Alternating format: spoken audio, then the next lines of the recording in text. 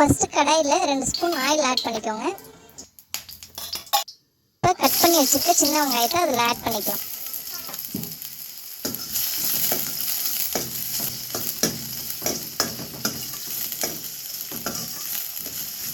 வெங்காயம் லைட்டாக வதங்கினோன்னே கட் பண்ணி வச்சுருக்க தக்காளியை ஆட் பண்ணிக்கலாம்.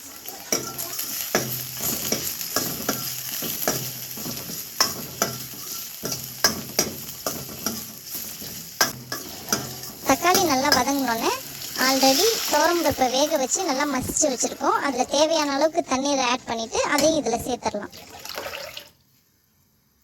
இப்போ 1 ஸ்பூன் குழம்பு மிளகாய் தூள் சேர்த்துட்டு கொஞ்சோண்டு மஞ்சள் தூள் சேர்த்துக்கோங்க.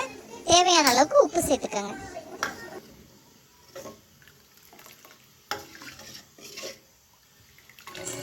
மிளகாய் தூளோட ராஸ்மல் போகிற அளவுக்கு கொதிக்க விட்டுக்கோங்க.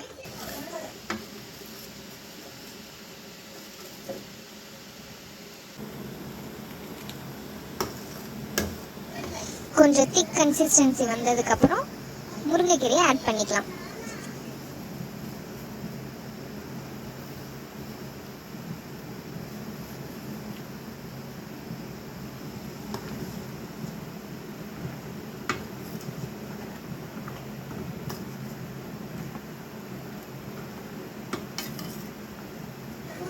கீரையை ஆட் பண்ணி 2 to 3 மினிட்ஸ் தான் வேக விடணும். அதுக்கப்புறம் வேக வச்சா கலர் ரொம்ப டார்க் ஆகிடும். அதனால் 3 மினிட்ஸ்க்குள்ளே அதை இறக்கிடலாம்.